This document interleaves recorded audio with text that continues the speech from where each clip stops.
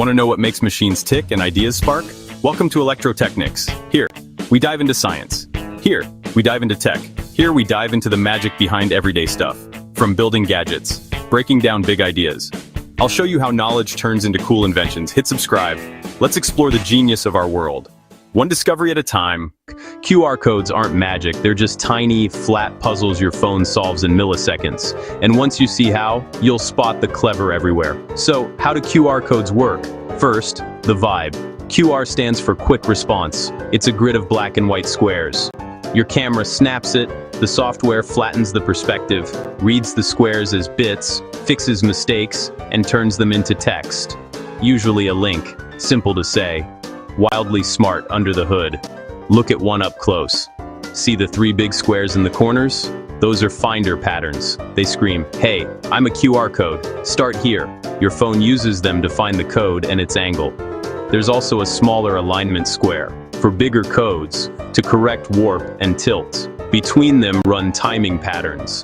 That dotted line of alternating black and white, that's a ruler, so the software knows the grid spacing. Around the edges, you've got format information, which error correction level it uses, and which mask pattern is applied. Mask? Yeah, because random data can clump.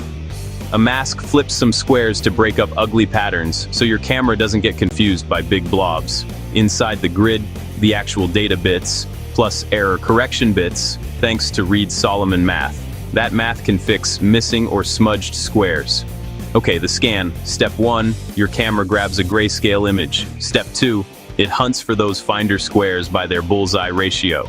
Step 3, it does a perspective transform, like digitally untilting a skewed piece of paper. Step 4, it locks onto the timing pattern, lays a clean grid, and samples each little module, each tiny square. Step 5, unmask the data using the format info. Step 6, run error correction, repair bits, and read the message. What can the message be? It's just bytes. Numeric for digits. Super efficient. Alphanumeric for letters and numbers.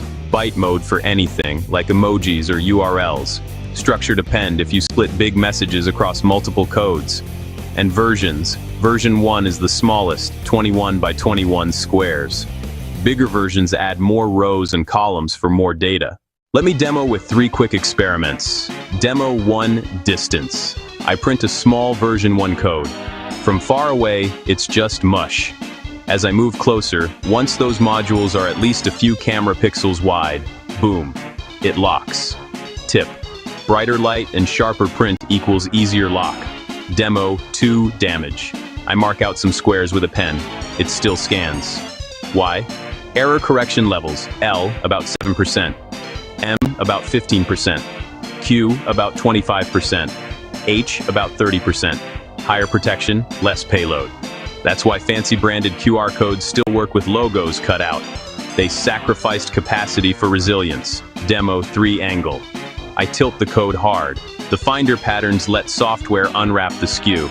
If lighting is good and edges are clear, it still decodes. But cover a finder square with a thumb? Now it struggles because it can't anchor the whole grid. Pro tips for making your own: use high contrast, pure black on white with a quiet zone around it. Skip glossy surfaces in harsh light. Glare kills contrast. Don't overstuff the code. Short URLs scan faster. Print big enough that each module is crisp.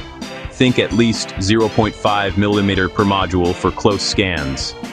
Why it feels instant. Your phone's doing parallel image ops on a tiny grid. It's the perfect combo of simple shapes, clever math, and aggressive error fixing. Tiny puzzle, big payoff. Now that you know the trick, you'll notice finder squares everywhere.